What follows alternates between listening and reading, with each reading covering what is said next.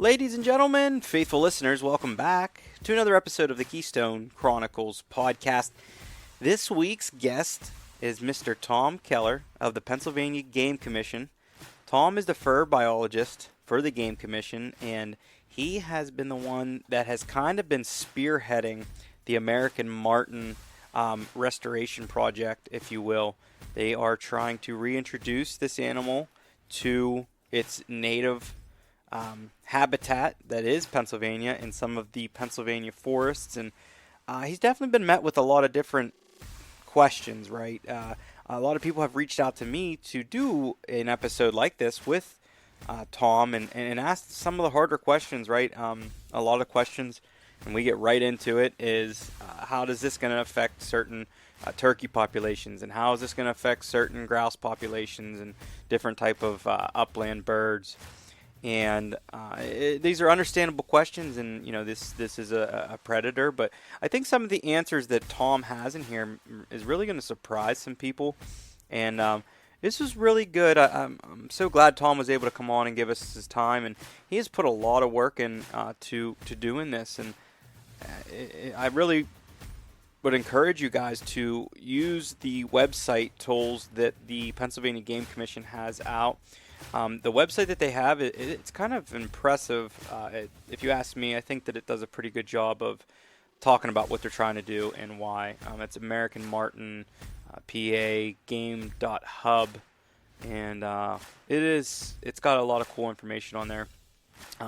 Guys, Tom talks about being able to reach out to him and get a hold of him if you guys have questions, or there's something that we talk about on here that I don't get answered for you, but a lot of good questions asked. Just want to put that out there. Tom's been working really hard at this, so he is super educational on this matter and many other matters that involve fur bearer stuff. So hope you guys really enjoy this episode. Tom, thank you so much for coming on. Guys, don't forget to rate, comment, and subscribe. It really helps the show moving forward. Thank you to all the faithful listeners out there. God bless. Ladies and gentlemen, welcome back to another episode of the Keystone Chronicles podcast. Guys, I've had a lot of people reach out and ask me a couple questions on this topic. This is something that I'm super excited to have Tom on about, and it's been a long time coming, I think, and we really want to try to help get the message and get everything out there correct. So without further ado, Mr. Tom Keller, the Pennsylvania Game Commission, how are you tonight? Good, Marcus. Thank you so much for having me on. Yeah, Tom, I'm super excited for this. I'm glad that we were able to be part of learning and getting the word out there for what exactly the PA Marten Restoration Project is doing. So, without further ado, really, introduce yourself, man. Tell us a little bit about yourself, who you are, and then we'll get into the Martens. Sure. Yeah, so I serve as the Furbearer Biologist for the Pennsylvania Game Commission, and basically that just means that our program is responsible for 16 of the furbearer species in the state. And kind of my background, I grew up in Cumberland County, Pennsylvania, and then moved around Pennsylvania after I get married with my wife there to attend school up at Penn State. And then I went to work for the federal government for a wildlife agency there for 5 years before coming into the Pennsylvania Game Commission. And I've been with the Game Commission for 12 years, and I've served in a variety of different roles, everywhere from regional biologist to the pheasant, quail, and mourning dove biologist. Served as a supervisor for a while, and then finally made my way into the furbearer biologist position. So but yeah, that's what I do for work. And then for fun, I'm a big upland game bird hunter. That's kind of what I focus on. I'm not much for big game, but I hunt a lot of upland birds, especially grouse and woodcock in Pennsylvania. And then I'll travel around the country for other upland birds. And then I am a trapper, so I spend a couple weeks every year trapping, running trap lines here around the state and around the valley. My wife and I have a farm here in Cumberland County, so when I'm not doing either of those things, I'm farming. So that's kind of me in a nutshell, and gives you an idea on some of my background. Now, you said you're a big upland bird hunter, so do you run dogs? So I have an English setter. Now Mm-hmm. she's in training, but most of my hunting has been done without dogs, although I will occasionally hunt with other guys with dogs. But yeah, I've kind of learned how to hunt without dogs, and there's advantages and disadvantages to it. Yeah. Uh, but we'll see if we can get her up and running here and help me out. Oh man, there's not a lot of feelings like having the dog that lives with you and the dog that you train go out and do it for you. Right. Yeah. That's Yeah, for sure. it's real similar to like tying your own lures or making your Yeah, own weapons and stuff like that. It's that's really right. it's a really fulfilling thing. And trapping, man, God bless you. That keeps you busy for sure. Oh yeah. Um, Yeah, definitely. Yeah, and it's certainly, nobody trapping does it to make money. Everybody that's still trapping is doing it for just the love of being out there and interacting with fur bearers, and I do really enjoy it and feel like it's a way that you can really learn a lot about a particular species. So yeah. it's a good pastime. Yeah. Well, you got to be good at it, man. You really get good at containing scent and especially whenever you're fooling coyotes. Like I always find that so impressive. I think that that's like, just because I've been part of that and tried to help with that, and it's impressive to get a coyote. Yes. Yeah, I agree. Yeah, and that coyotes and mink are two of the things that I target most, and it's primarily just so I can get better. Yeah. I would never claim to be an expert coyote or mink trapper, but I love trying, and I love getting better a little bit every year. So Yeah.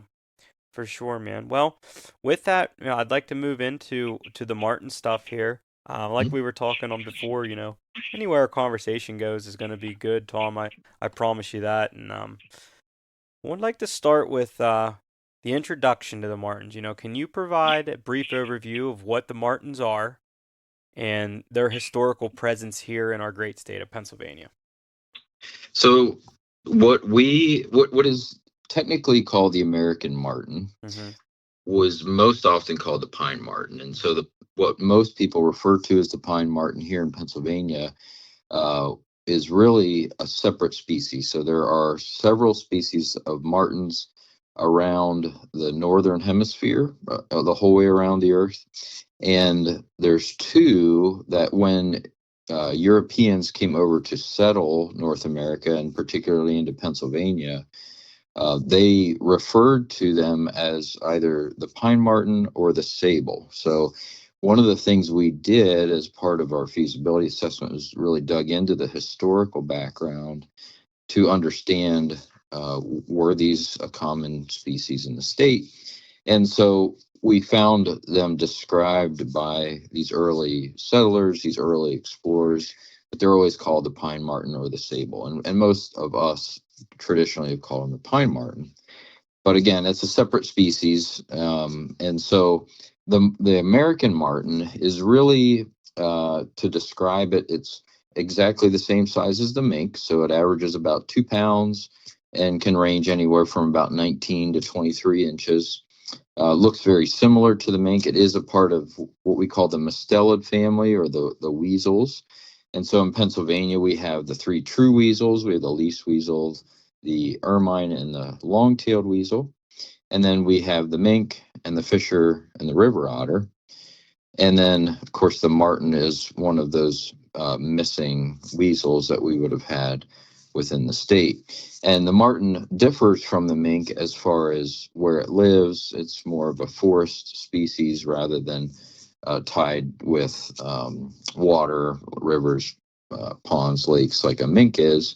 And of course, their diet is a little bit different as well. But the marten has, and it can vary in its coat color from like a deep chocolate, similar to the mink, but is generally a lighter brown color. It has a yellowish kind of bib underneath its chin down through its chest, and that bib is very unique to each individual marten. And then it has more of a kind of like a brownish, light brownish, grayish face. Again, it can change depending on the time of the year. So when they get their winter coat, it'll look very different than it will a summer coat. And then the marten has semi-retractable claws, and that really helps it climb trees, and it can climb a tree just as fast as it can run along the ground. And so so that kind of gives you a bit of a description of kind of what they look like and how they would differ from their very similar cousin, the mink. And then, as far as their historical presence in Pennsylvania, what they were here for a while, and they died off. What was the reason for some of the decline, and what was the history of them being here? Yeah. So I mentioned we started, an important thing when you're considering any kind of reintroduction is, was it here, and was it here in any kind of number, and where would it have been? And so when we started to dig into these journals, we also dug into museum specimens and museum records. And what we found was that the marten actually ranged throughout Pennsylvania as far south along the Appalachian Ridge as northern Tennessee. And then, of course, it would have ranged further north of Pennsylvania. But what we found is it really would have been anywhere in Pennsylvania where we would have had forest. And when you think of what Pennsylvania historically was, it was primarily forested. But kind of to get to why it disappeared, what we saw was starting really with early settlement in the late 1600s, moving in through the 1700s and 1800s, is we started to clear the land. And there's several reasons for that. We had, Eastern Europeans coming in, Western Europeans coming in, and a lot of them had this agricultural background. But we also need to remember that, the timber product was extremely important for not just Pennsylvania, but really for this new country that we had just developed, the United States. And so we went from a colony to an early state, and really the keystone state for providing much of that timber to build, mills, and to build homes, and to build factories and all these other things. And then we saw steam power come into Pennsylvania, and all of a sudden we started bringing the timber resource out much faster than what it could regrow. And really by 1900, almost all of our forests had been completely removed. And so when we think about the marten is really a habitat specialist, which just means it's a species that relies on a very specific type of habitat, and it's not very adaptive to other habitats. So when we think of habitat generalists, we think of things like white-tailed deer and raccoons and a few other species that can adapt really to different habitat types. And the marten is not one of them. The marten has a very specific habitat type. And then when that forest was removed, and that was, of course, coupled with unregulated harvest, so there was no Pennsylvania Game Commission at the time, there was no regulatory authority. And so between that deforestation and between unregulated harvest, we saw the marten disappear, along with many other species within the state. Yeah. So I like looking at some old pictures, and you see areas that were timbered, and it's like you look at these old pictures, and it's like there's no trees in any picture. Yeah. It's like, we cut every tree that we could, and we got, like you said, we exported it, or we did something with it, right? It is wild, man. Like you see them old pictures, and then especially up north. I've been up north, and then you have like the famous lumber museum and stuff like that, and you see the amount of wood that we took out of there. And I just had this conversation with somebody not too long ago. A lot of that's tied to us almost totally exterminating the white-tailed deer here in Pennsylvania. Yes, exactly. Yes. Yeah.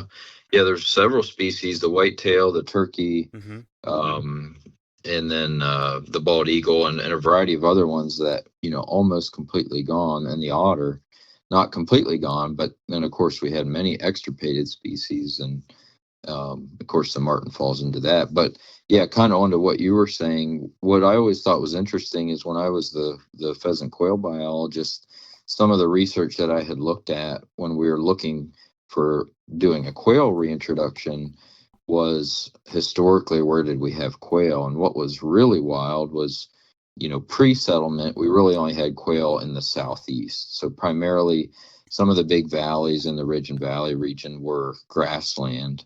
And so we had some quail there. But following deforestation and then the advent of agriculture in Pennsylvania, we had quail in all 67 counties, which when you think of counties like, Potter and Tioga and Clinton and some of these counties that are nothing but forest, it is incredible to think that we would have had quail there. Now it was, we shouldn't have had quail there based on the original forest that we had, but once you open all that up and start farming it, those quail just followed us right along. So Yeah. yeah, pretty incredible. Yeah, it is. It is. And like you said, it's incredible some of the animals' resilience to be able to Hmm. thrive anywhere. Like Yeah, you said, yeah, the marten wasn't able to do it, but you have animals kind of like the white-tailed deer where they can just live amongst human like it's no, you know. yeah, We yeah, we yeah, we put a house in their living room and they just stay. They ain't yeah, going nowhere. yeah. That's what I always tell people. I mean, you could raise deer in a Walmart parking lot, Yeah. and they'd be perfectly happy. It is wild, man. Yeah, I mean, I think it has a lot to do sometimes with some of the different animals' wills to live. You think Yeah. about, like you think about like a rabbit. It takes like one BB out of a shotgun to knock them down, and they're pretty much kaput. But Hmm. you have something like a hare, and I mean, you can almost blood trail them. Like, Hmm. or even like a deer. It's running around with three legs and been hit with a car twice in its life, and it's fine. It's crazy. Yeah. Yeah. Yeah, definitely. Yeah. Yeah. You're right. There's some that are just very tough animals. Yeah. So, you know, could you explain some of the efforts made to reintroduce the Martins in Pennsylvania, including the organizations involved, some of the methods that we'll be using, or some that were used in any way, and the challenges that you guys are facing? Yeah. Yeah. And please just remind me of some of those questions if I miss them. Yeah, But no problem. the So, the first thing that I think is critical for folks to understand is that we haven't even made the decision to do this. mm-hmm, And so we have been working on this project for 3 years. right. And I think it's important for folks to understand that as an agency, we have not taken this lightly. This is not a decision that we've taken lightly. And there's good reason for that. Not only do we want to make sure we address all the concerns out there, but we want to make sure if we're going to do it, that we have a good plan in place, that it is truly feasible, and that we have good public support. And so there's a variety of different things as to why just getting to a decision is so important. But as far as the process goes, really this came up about 20 years ago. So there was a professor that brought this up 20 years ago, developed a feasibility assessment, and at the time, agency. So he was outside of the agency, but agency staff didn't feel that we had the technology yet to really um, ensure that we had suitable habitat, and so it never really went anywhere. And then within our most recent strategic plan, which was 2020 to 2023, when we were developing that plan, one of the goals that was put into that plan was to assess the feasibility for reintroduction of the marten. And so the first part of the goal was to develop a feasibility assessment. I'll talk a little bit about what that is. Mm, And then the second part of the goal was, if it was feasible, then move forward with a reintroduction and management plan. Now, both of those would be completed before a decision was even made. But again, there's some important factors there. So really, when we look at that process and we started to look at the feasibility assessment, we look at things like, do we truly have suitable habitat in Pennsylvania? And why is that question important? It's important because we lost all that marten habitat. Now, we saw the forest regenerate, but the question is, did it regenerate in a way that is meaningful for the marten? And so, as a part of that feasibility assessment, we developed a habitat suitability model where we use current technology, primarily satellite imagery, and we're able to develop all these layers to come together into a map that would show us if and where we have good habitat. That did indeed show that we have a lot of good habitat, primarily up in what we consider the PA Wilds region of the state. mm-hmm, So that north central, northwestern region. mm-hmm, And then the other important factors there were really, what does the biology look like of the marten? And what are some of the concerns? and what does the diet look like? And when we look at species of concern and how the marten might impact them, how does it, would it negatively impact them, and how can we tell?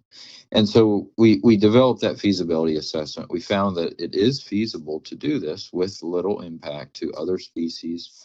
And then we move forward with a 10-year reintroduction and management plan.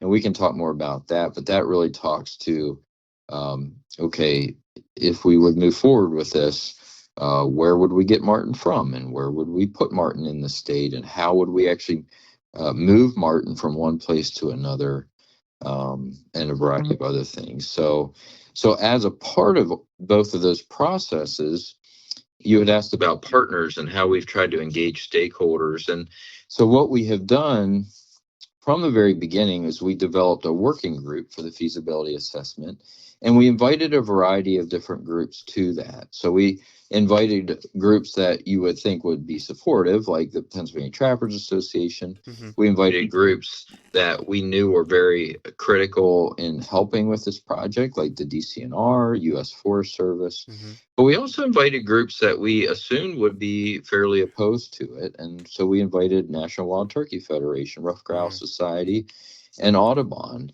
And so it's an important thing to make sure that you invite as many stakeholders as you can, and try to invite a wide, diverse variety. So we did that for both the feasibility assessment, and then we developed a steering committee for the reintroduction and management plan, where we did the same thing. We invited the same groups to participate. Now, I will say not all of them did participate, but the majority did. And then the other way we engage those folks is with review. And so when we completed the feasibility assessment and the reintroduction management plan, we sent both of those out to over 65 different organizations throughout North America to really review it. And so making sure that, we are addressing everyone's concerns that might possibly have something. And that's from marten experts from around the country, turkey experts, grouse experts, and then a variety of other folks that might be experts in non-game birds, or different tribes throughout the country, indigenous tribes. So those were all really important keys to making sure that we are engaging stakeholders and partners throughout. So, and then just remind me of any other questions that went along with that, Marcus.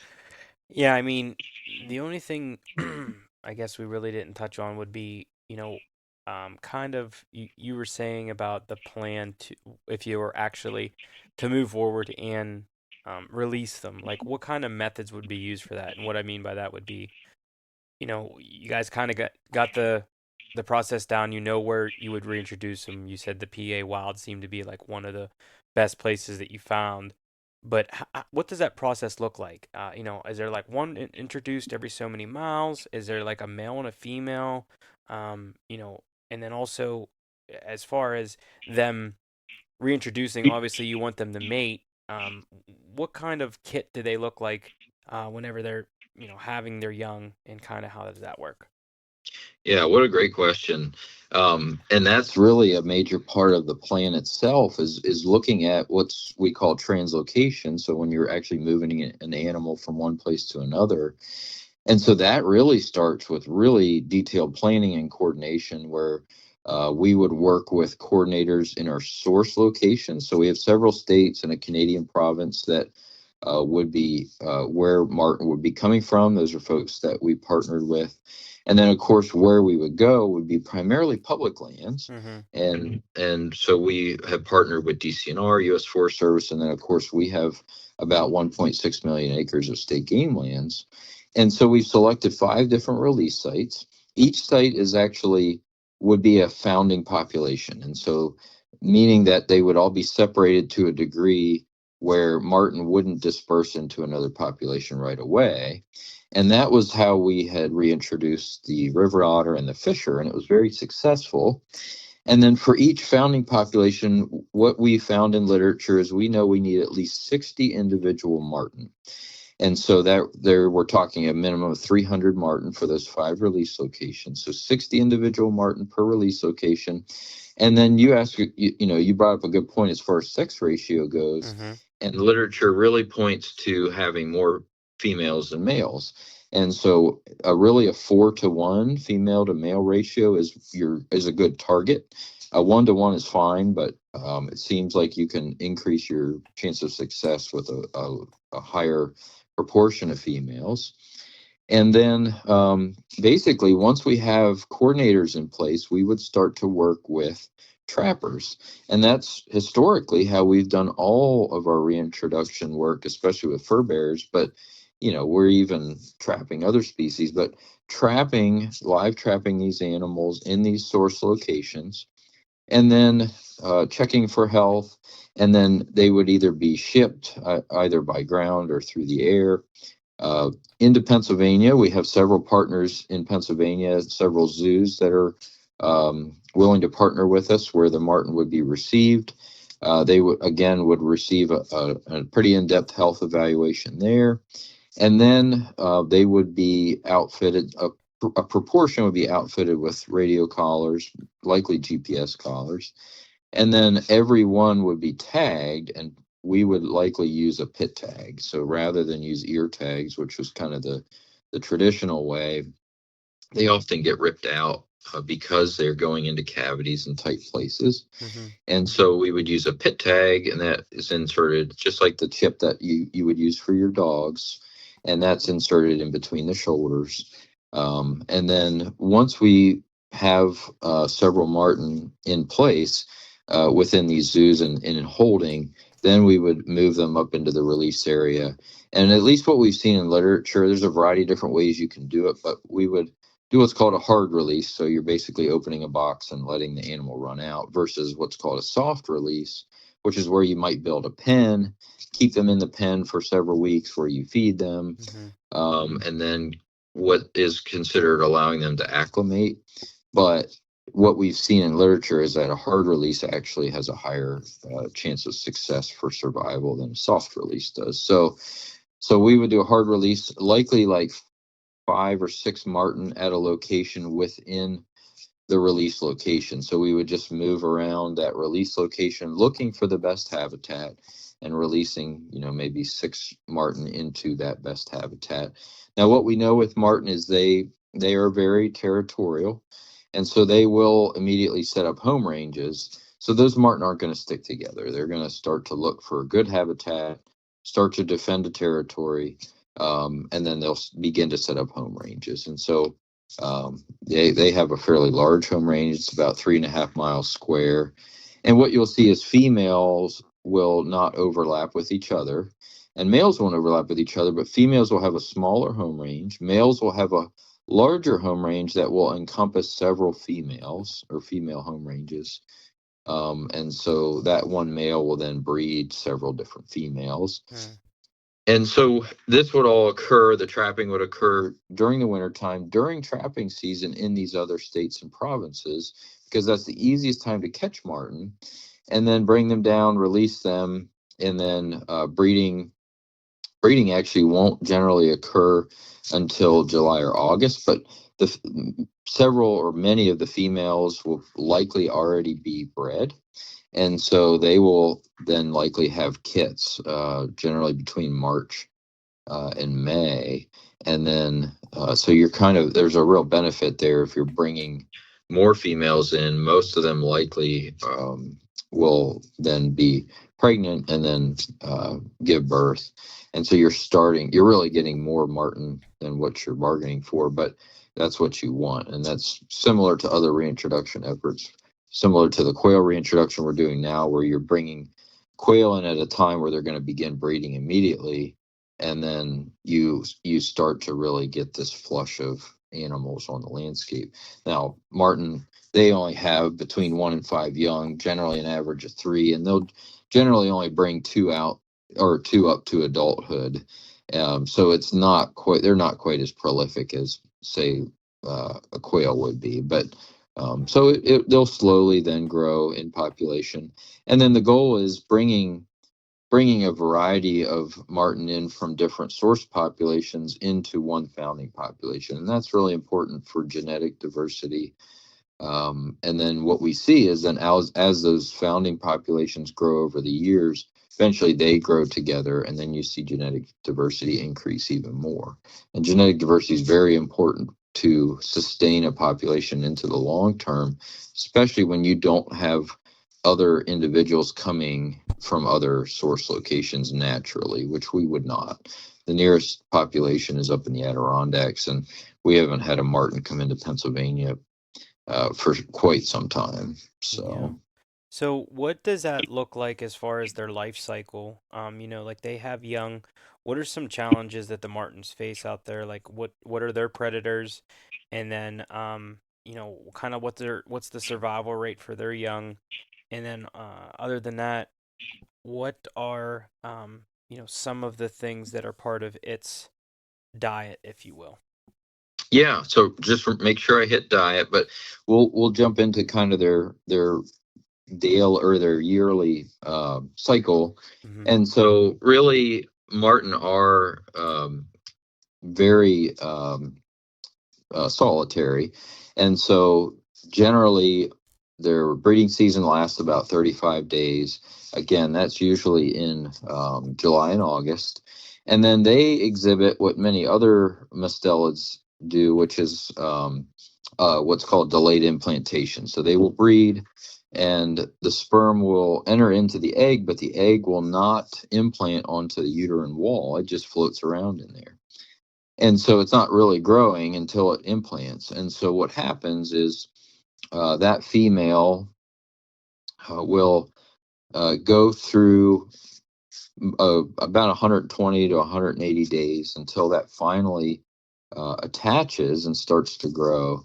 And then basically they will give birth in anywhere from March to May.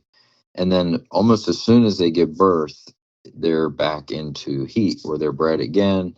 And then they in like mid to late summer, and then that kind of starts again. So that's what reproduction looks like. So really a male and a female are only together for a very short amount of time. Hmm. And then the male disappears, the female then raises those young. And survival, again, depending on how many kits they have, they are very good parents. They take very good care of them, but survival can differ depending on really the habitat quality. Again, they're very specific to habitat, and habitat's really protecting them. And I think it's important to remember how small they are. And so they do have some pretty serious predators, primarily they're birds of prey. So primarily some of the forest hawks, and really the number one predator is the great horned owl. Hmm. And so generally an owl will take more marten than anything else will out there. So so those are their primary predators. They will interact, and they will lose to larger predators like coyote and fisher and bobcat, but they're not intentionally preying on marten. It's more or less of a competition thing, and we can talk more about that later. But so that's kind of a little bit of their reproduction and survival. But as far as diet goes, which is a great question, and this is really important because when we have concerns for specific species, Hmm. and the two species that most people are concerned about really is the wild turkey and the ruffed grouse. And Hmm. so, but we also have other species in Pennsylvania that are really not doing good, and they live in a very similar habitat. So we think of the northern goshawk or the Allegheny wood rat, the northern flying squirrel, snowshoe hare. These are all species that are inhabiting that same habitat type. And the best way to really understand if the marten is going to negatively impact these species is to look at diet. And so what we did is we dug into literature. We looked at 13 different diet studies. These are really from across the marten range. And the marten range really overlaps with all these species that we are most concerned about, other than the Allegheny wood rat. But there are other wood rats in there that we can compare it to. So we looked at these 13 different diet studies. We pulled those together. And what we found was very interesting. Really, the number one diet item for the marten that makes up close to 60% of its diet is small mammals. And when we say that, what we really mean are rodents. So we're talking about voles and mice and shrews. Mm-hmm. And then the next largest percentage of their diet is actually seeds. So vegetation, seeds, primarily soft mast and hard mast. And the third largest is actually insects. They eat an incredible amount of insects, but they do eat things like squirrels and rabbits and hare. They do eat things like um, uh, missing it, reptiles, amphibians, Mm-hmm. carrion, they eat a lot of dead things. So they're what we call a true omnivore, facultative generalist, and so they really eat what is most available, and that's important to remember when we have real concerns with some of these other species, especially species that there aren't many of out there.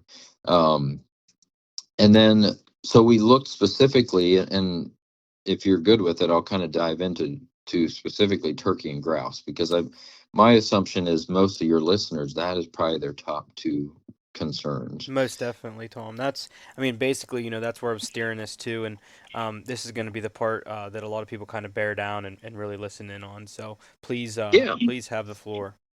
Okay. So when we kind of laid out all these different species on their diet, we did see that they eat grouse. But what we saw is that grouse are actually very low on their diet. So it's only a little over 4% of their diet when we look at frequency of occurrence in their diet. Mm-hmm. And it's important to think about, where are these diet studies coming from? So where we have current populations of marten, where they've done diet studies, are places where, as a grouse hunter, that's where I want to go. So we're talking about places like Maine, the UP of Michigan, Mm-hmm. Minnesota, Wisconsin. We're talking about Canadian provinces. And so these are places where we have extremely high densities of grouse. And they're still only eating about 4% or a little bit more than 4%. So it's important to consider that, because here in Pennsylvania, unfortunately, due to West Nile virus, and then of course just a lack of habitat, our grouse populations have really declined over the last 10, 15 years. And there is some hope there. We've done some work through a new program, what's called GPAS, which is a really targeted approach for developing habitat away from places where we would have a higher prevalence of West Nile.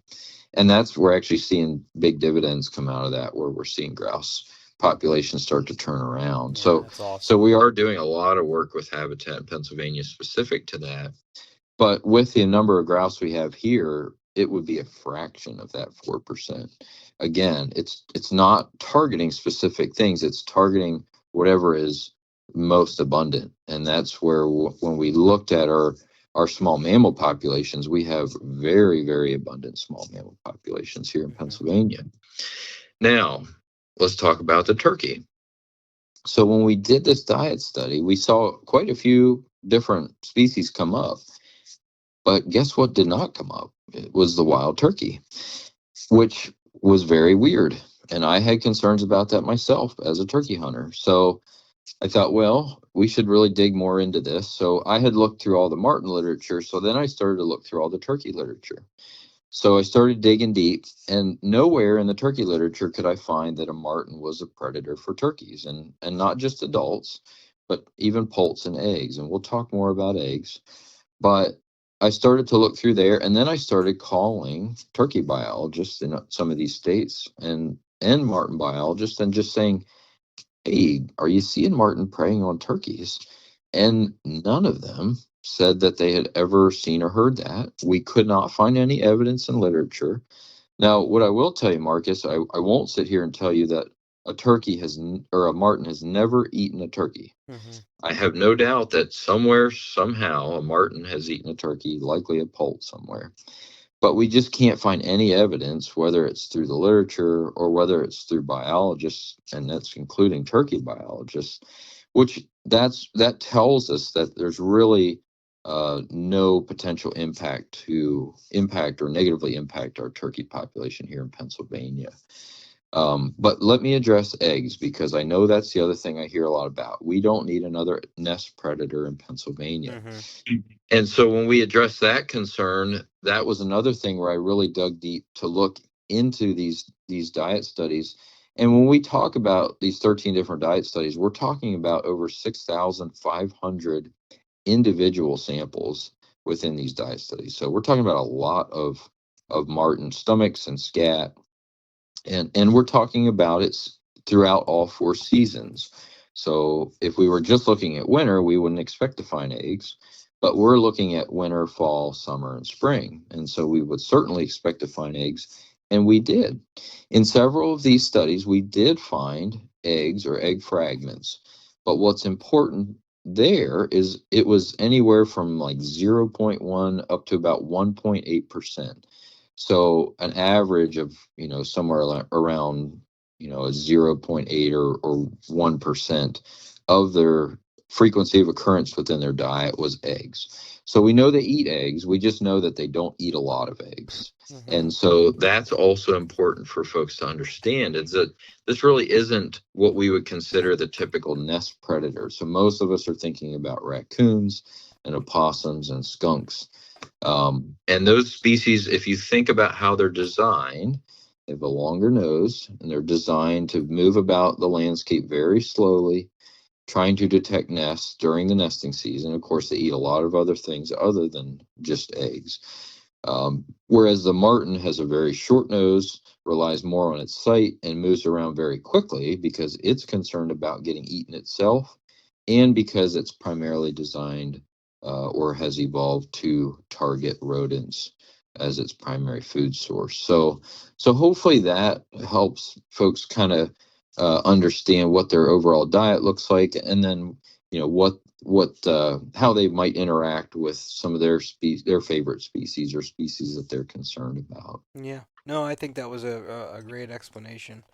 Um, you know, what what are some of, the ecological benefits that are expected from this reintroduction? Like when you take a step back and you look at it, basically, what do we believe as a whole that it would really help, or help, in what ecological system would it take out or help with certain things? Kind of what's the reason for wanting to do it? Yeah. So in actuality, this was a big part of our feasibility assessment, but in actuality, there's quite a few different reasons as to why we feel it's important and worth doing. So we have quite a bunch of different categories within justification. So it's not just ecology, but it's also things like politics. It's also things like Mm-hmm. economic benefits, cultural benefits, Mm-hmm. and really just this overall legacy that we have in Pennsylvania of doing this. And I can cover those in depth more if you're interested, but at least to answer the ecological side of it, it's been gone for 120 years. But what's been interesting is as we've reintroduced species over the last 100 years, and that gets into more of our legacy of really leading the nation in reintroducing wildlife species back to our state, what we've seen is ecologically, it has immensely improved our forest and wetland and streams and all the different ecosystems where these species were missing and that have been returned. It's been incredible to learn more about how important each one of these species is, and the roles they play. So what we looked at for marten was, okay, what are some of the ecological roles that they provide? And we found two very clear ones within the literature that have been identified. The first is really rodent population management within a forest system. And it's something we don't often think about because we really don't see rodents within the forest. But what we do see is if that balance is imbalanced, so if we see too many rodents or not enough, then we start to see some major issues within the forest. And the second thing that I think a lot of folks don't think about is really seed dispersal. And so we have very few mammal species that are really beneficial in seed dispersal. The black bear is one of them. But the marten is also very important because of just how many seeds it eats throughout the year. Mm-hmm. And with such a large home range, it's actually eating those seeds. Most are not being digested fully, and then they're depositing them throughout their home range. And that's really important for many tree and shrub species. So ecologically, those are some of the real important roles that the marten plays within a forest system. Yeah, that is so cool though. I mean, I really think it's cool to hear this side of everything and kind of get an understanding and grasp on what all goes into something like this, because I feel like the people as a whole don't really, they just think, oh, we're just gonna sprinkle some of this over here and just see what happens. We're gonna throw this thing in there and we're gonna see what happens here.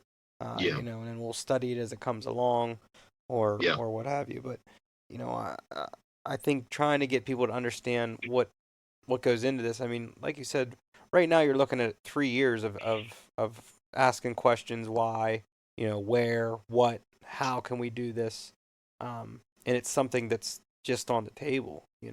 Sure.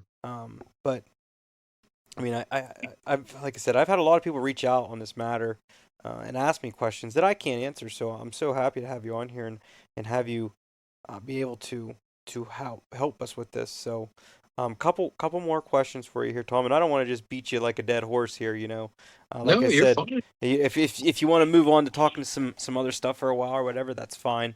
Like I said, I didn't want to put you on a podium and throw all these questions at you, but I do have a Uh, lot of questions that people have asked. So, sure. you know, I guess this one is a little bit similar to what we were just talking about, but what are the long-term goals for the Marten reintroduction program, and like how do you envision the future of Martens in the state? Kind of like, Mm. what do you see that you close your eyes at night, you have this dream, right? And kind of give me what you see for the future of that. You you see yourself walking up to your traps and, hey, I got a Marten this week. I'm all excited, or kind of what's that look like? Yeah, and those are really good questions, and it's really important for any project to have those long-term goals to shoot for.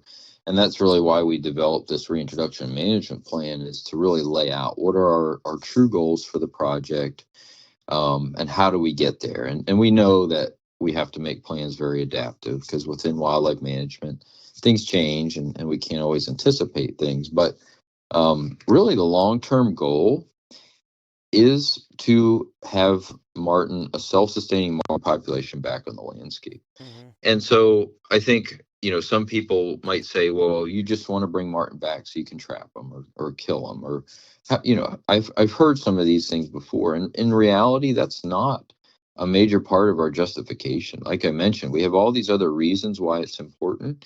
But again, the end goal is just to have them. And to be perfectly honest with you, if we brought marten back as a self-sustainable population, and they sustained themselves but never made it to a harvestable population, to me that's still success. We still have brought a species back. It's still contributing to the overall ecological system, Mm-hmm. and we are benefiting as human beings from that.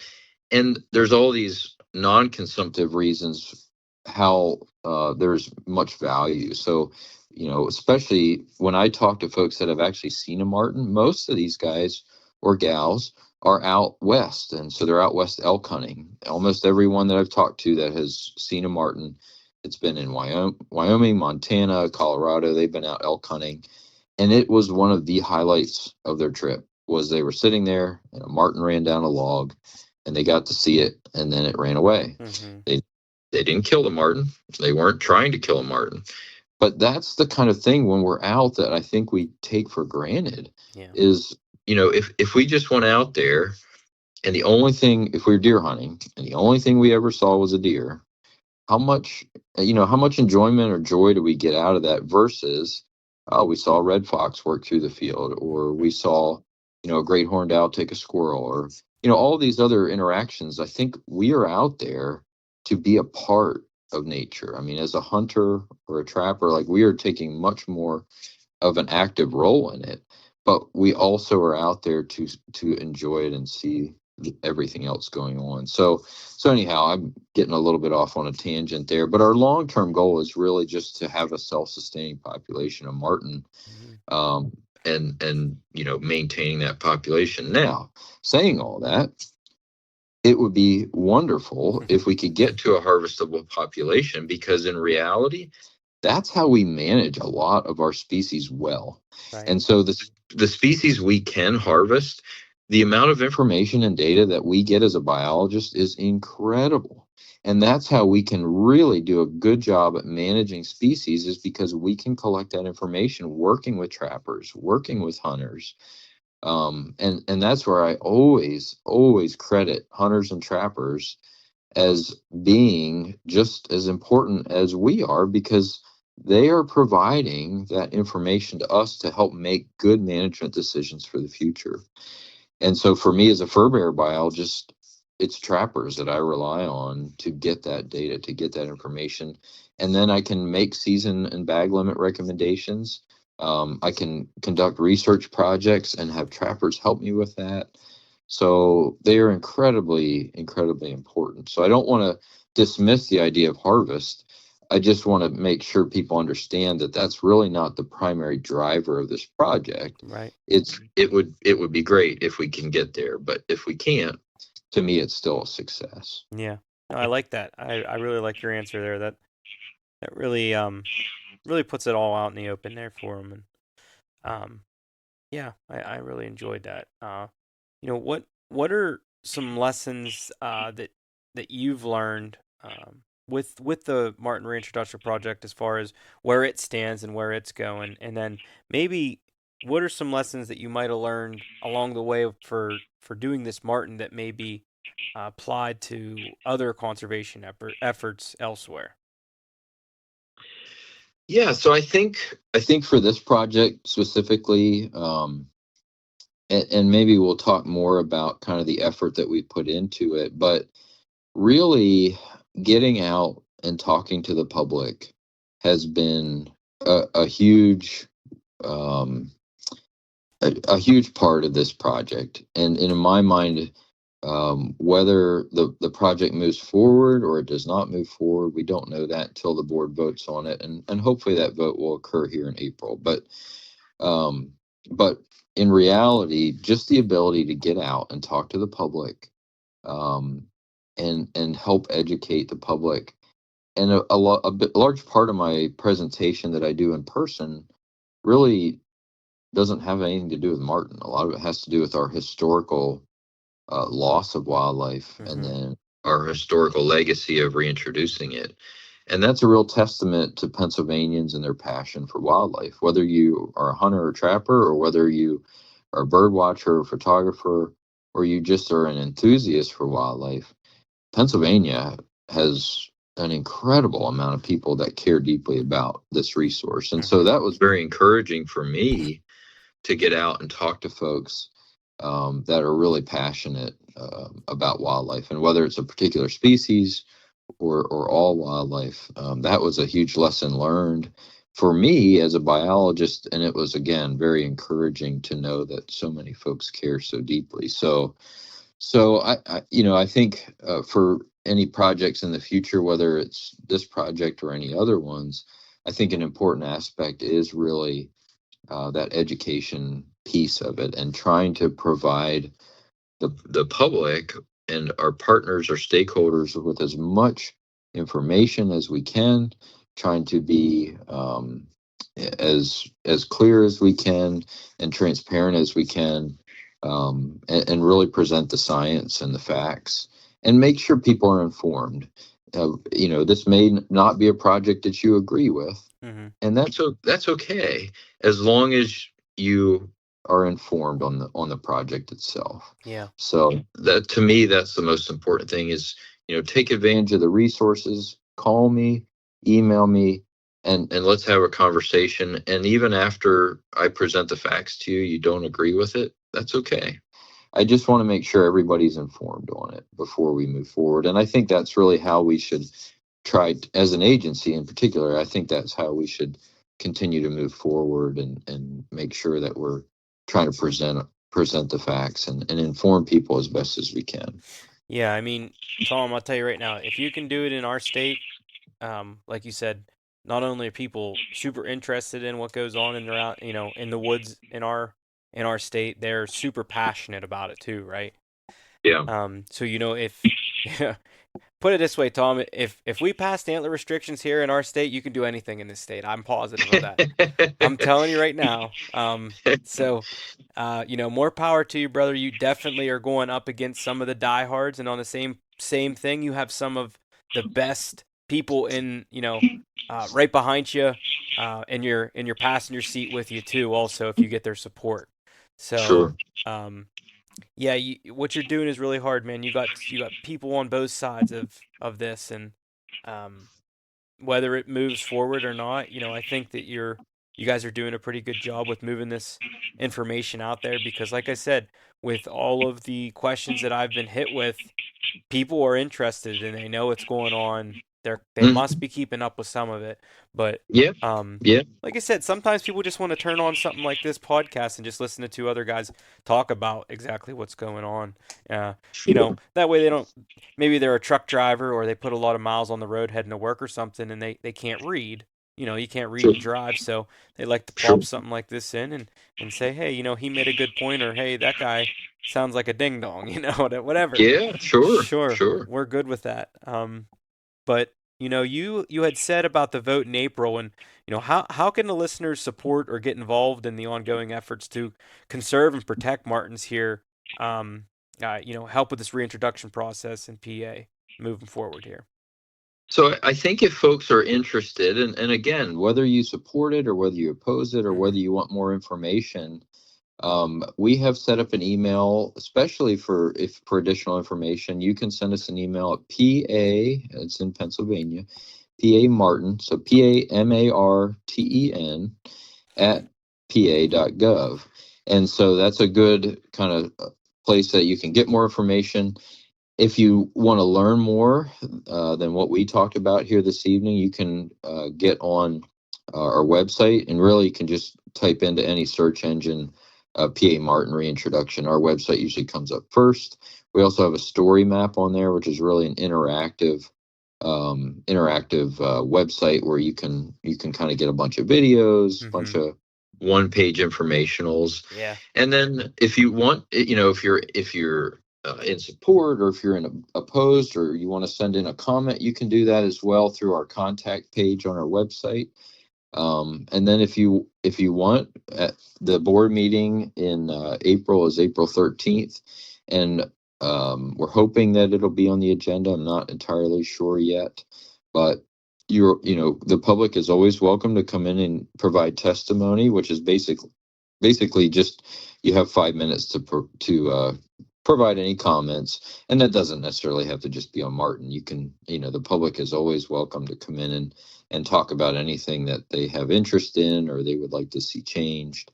So that's always an option as well. But we've tried to make this as an interactive a process as we can. We put the plan out for a public comment period for 60 days. We had a lot of comments come in, and so again, we're trying to engage with the public, because I think that a lot of folks forget that wildlife in Pennsylvania belongs to all Pennsylvanians. Mm-hmm. It doesn't belong to the Game Commission. We are only here to act as stewards and help protect it. And so it's important to remember that in our state constitution, it's provided that wildlife belongs to the people. And so it's important to hear from the people, to have the people weigh in, and we made some changes to our plan based on the comments that came in from the public. So we're trying to engage with as many folks as we can, and if folks are interested, those are some good ways to do it. Yeah, I will say, I think that you were talking about the page, the hub that's up on the Pennsylvania Game Commission website, and it's pretty good. I like the way it's put together. I think that others that have some questions that I don't really get into on here would like that.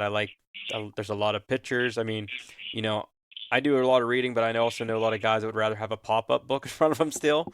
And Yeah, I mean, it couldn't get much better than this. I mean, every little article that's throughout that has a little picture to go along with what it's talking about. So sure. Yep. um, Yeah, I'm a it's pretty big good. visual learner, so for me, when we designed that, I wanted to make sure that if I could understand it, hopefully that would be helpful for Yeah. others that are visual learners as Yeah, well. it's So, pretty good. I have it up right now, and I've scrolled through it and read everything on here, but just even some of the maps, showing the range of the martens, hmm the old range of the marten and last sightings and all that. It's all on here. So, yeah, yeah. um, And that's what I always encourage folks. Again, I talked about being informed, and just make sure you know where the information's coming from. Make sure that it's back.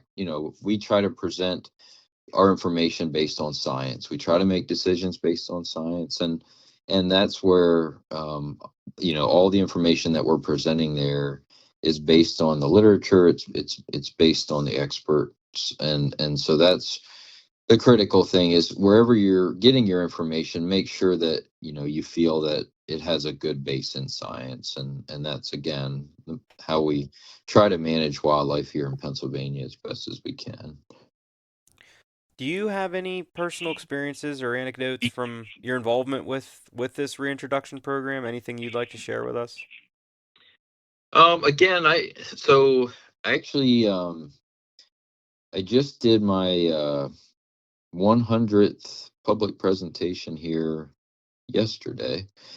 And so I've been traveling the state, giving presentations in person, which I think has been an important strategy as a part of our INE campaign, as well as a lot of social media and the website and other things. But it has been, again, it's been fantastic to get out and talk to sportsmen's clubs, talk to some of the larger sportsmen's organizations, and then of course talk to birding clubs and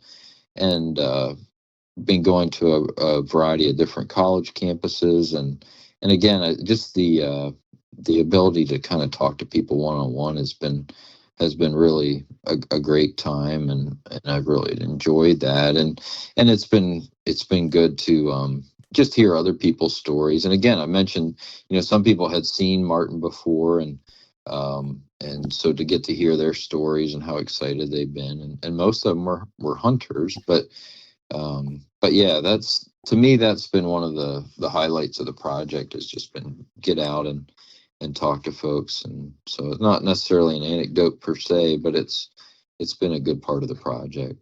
Yeah, that would be my favorite part of your job, man. That's me. Like I said, I'm a bullshitter through and through. I can't help it. I can't help but just talk to every single person that I can get words to, and um, Sure. the amount of people that you meet, I can only imagine, But like I said, as long as you're not getting tomatoed while you're on stage anywhere, at least not yet. Well, Um, and I've had some folks that were very upset, they're very passionate. uh-huh. I've had folks, yell at me and carry on, Oh and yeah. that's fine. Oh yeah. My job is to present the facts and try to answer questions and address concerns. And the good thing is, even those folks that have done that publicly afterwards have come up and shaken my hand and apologized. Because as long as we remain professional and Mm-hmm. just try to make sure that we're listening Absolutely. and that we're trying to address those concerns as best as we can, I think people respect that, Yeah. and even if they don't agree necessarily. And so yeah, it's definitely happened, but they're all good folks. I really Yeah. believe that Right. people are generally good people, and they just are very passionate about things one way or another, and Yeah. and all of us are like that. Well, So Tom, it's like you said. I mean, we are both outdoorsmen. We can't get enough of it. I mean, you wouldn't be in yeah, the job that you are if you weren't. right, And then on the flip side, I wouldn't be any part of a podcast or anything if I wasn't so dang passionate about being outdoors too. So, sure, I mean, it's not just a passion for most people, and especially here in Pennsylvania, it's just a way of life. yeah, So yeah, whenever for you sure, start playing with people's, the way that they like to live their life, then yeah, of course they get up in arms, or, sure. they have their concerns, and they want their questions answered, and it makes a lot of sense. I know, man, some of my friends, I mean, they're turkey crazy, and if Oh, sure, anything's gonna come between them and their turkeys, by God, they're gonna stand in front of it. sure, So, sure. I'm not surprised that I get asked the questions I ask, like, "Hey, you got to ask that guy what these egg suckers are good for," you know. Right, Um, right, right. and I mean, yeah, sure, I understand. On the flip side, though, we have a hell of a lot of predators here in Pennsylvania, and I bring it Sure. up on a lot of the shows that we do. I talk about the hawks, man. The hawks in my area, they smoke everything. I mean, Mm. we have so many hawks, it's crazy. I never seen so many hawks. Yeah, And I mean, we used to have a lot of crows and stuff, and I I see so many hawks now. It's like they've overrun the crows.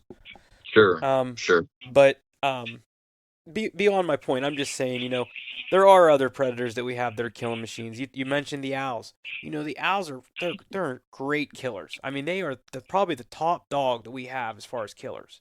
Hmm. And they're so impressive, but at the same time, they're so beautiful. I don't think anybody cares.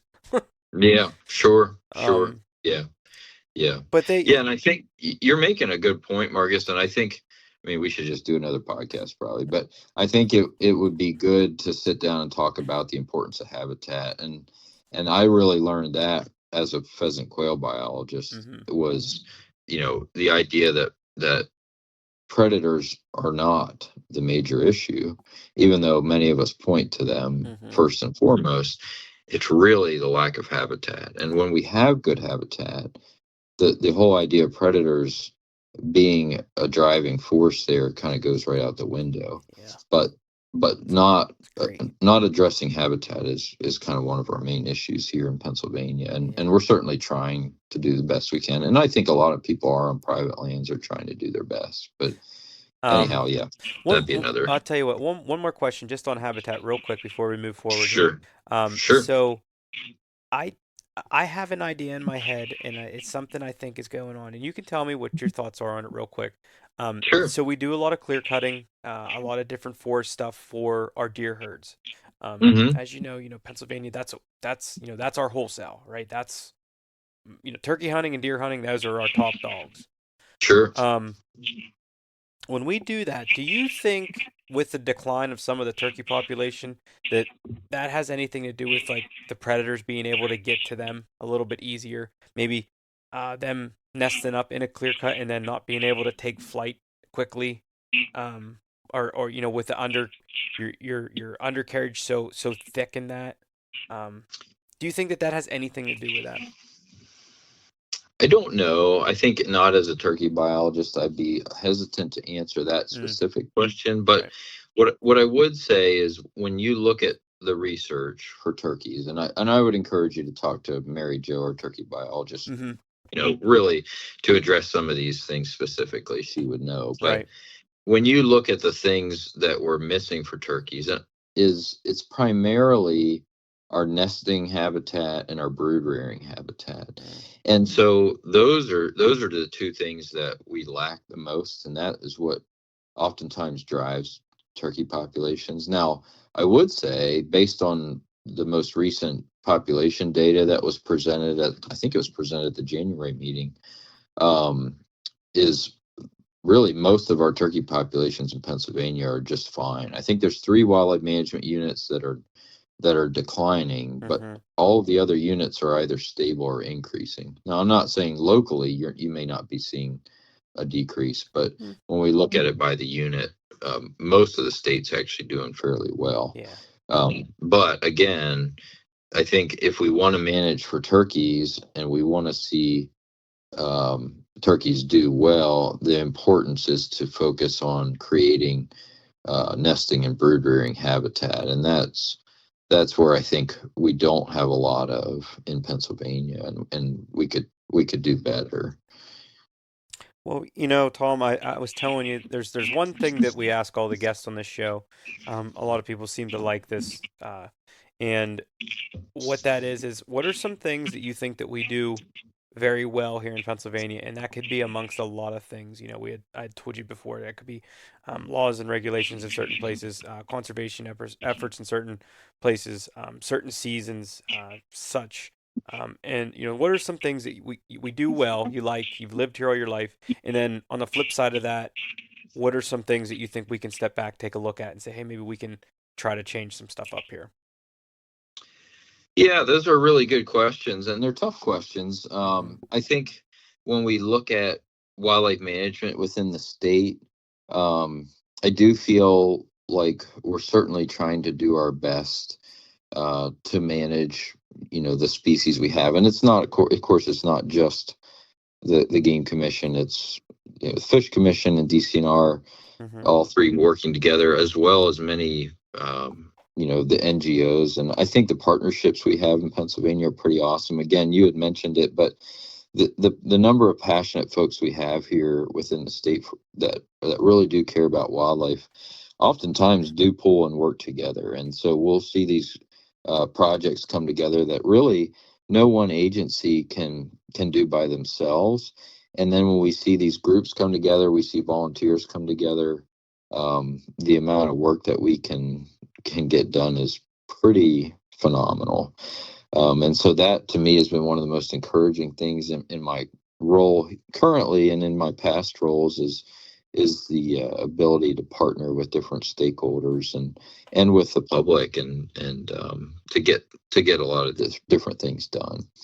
And I think this project, the Marten Project's been a testament to that as well. I mean, we've worked with well over 50 organizations just to get the education and information out there, and folks like yourself that are willing to help. You know what I mean? There's, you're using a platform that you don't have to invite me to come on, but you did, to help me get that information out to folks that are interested. And so it's folks like yourself really representing that idea that people care quite a bit, and are willing to, use their own time and money to get that information out, or to do habitat work or other conservation work. So I think that's what has been really great in this state, and has always been that way.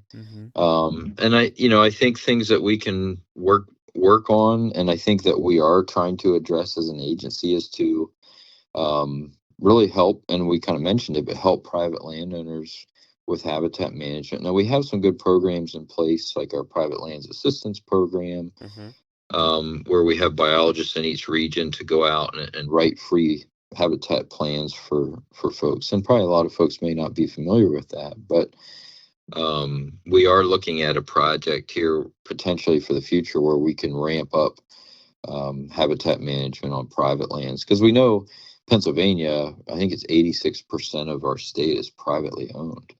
And so we can only do so much on public lands, and really, if we want to make a major impact, we need to do more on private lands. And so, but people need help with that. They need assistance in planning, or financial assistance, or equipment, or just professional experience. And so that's where I think, as an agency, we're trying to move in that direction to help folks, and I think other agencies are as well. DCNR, I think, does a good job of that with some of their foresters and some other things. But yeah, so I think that's kind of how I would address those two questions, and certainly think we're headed in the right direction. Yeah. This state is, I mean, we stand out so much, and I always bring it up on the show, but there's so many things that, if you live in these other states and you love your state, it's probably wonderful and great and all, but if you want the whole conglomerate of hunting, fishing, outdoor activity, I mean, it's really hard to beat the state of Pennsylvania. Yeah. We can really go toe to toe. I would put us in top 8, probably top 8 of every state, if you put those three things together. We got it all. It's and we're really lucky. A lot of other states have wildlife agencies that are just, fish and game, wildlife, fish and game, and they'll cover everything from parks and, rec, to game officer, to fish warden, to, and that's just one group trying to collectively, take care of all that stuff. Right. And it's pretty wild, they got a lot on their plate, I can tell you that, man. Oh yeah. Yeah. Whereas, we're a little bit more specialized on our side of things, right? Yeah. Yeah, and it certainly benefits the resource. I think a lot of people that talk about potentially combining our agencies to be like these other super agencies, they see a cost savings, which there may be or there may not be. There hasn't been real good evidence of that in the past, but what they don't understand, and kind of what you mentioned, is the resource is what suffers. Yeah. And so when we have an agency that can solely focus on, birds and mammals, and we have an agency that can solely focus on fish and boating and reptiles and amphibians, Mm-hmm. and then we have one that can focus strictly on forest lands and parklands and things like that. Each one of those resources benefits greatly because it gets the attention it needs. Yeah. Or it certainly gets more attention than what it would if we were a super agency. So you're right on there. That's a good point. Yeah, most definitely. So, well, listen, Tom, this has been a great conversation, man. I think that we hit the nail on the head for a couple things here that had people reach out, and I'm sure that they're going to be happy with the answers that they receive. So, moving forward here, man, before you go, just shoot us, how anybody can get a hold of you with any questions I may have missed on here again, and, anybody else in the agency that might be willing or able to help them with that. Yeah, so please send me an email if you have any questions, comments, concerns at pamartin@pa.gov. You can always call one of our 1-800 numbers, which unfortunately I don't have in front of me. But if you just look up online, go to our website, you'll see under our contact there's two 1-800 numbers that you can always call us on. That'll go to dispatch. You tell me you want to talk to me, and then it'll come right to me.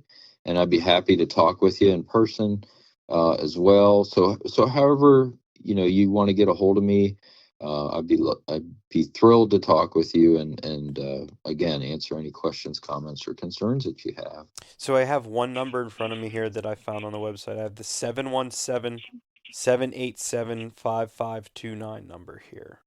That's definitely one of them, Marcus. So thank Okay. you so much for Yep. looking that up. I Yeah. appreciate it. No problem, Tom. Guys, Tom Keller, he's Furbearer Biologist, Pennsylvania Game Commission. Thank you so much for coming on, man. This was a great conversation. And Tom, hopefully in the future here, me and you will develop a friendship, and we'll be able to go over some other stuff and bounce some ideas off of each other here. So, Absolutely, Marcus. Anytime you have questions or want me to come back on, I'd be thrilled to. right. Thank you so much for your time, Tom. Thank you. You take care. You too. You have finished another episode of the Keystone Chronicles podcast. Guys, thank you so much for tuning in. It means a lot to me.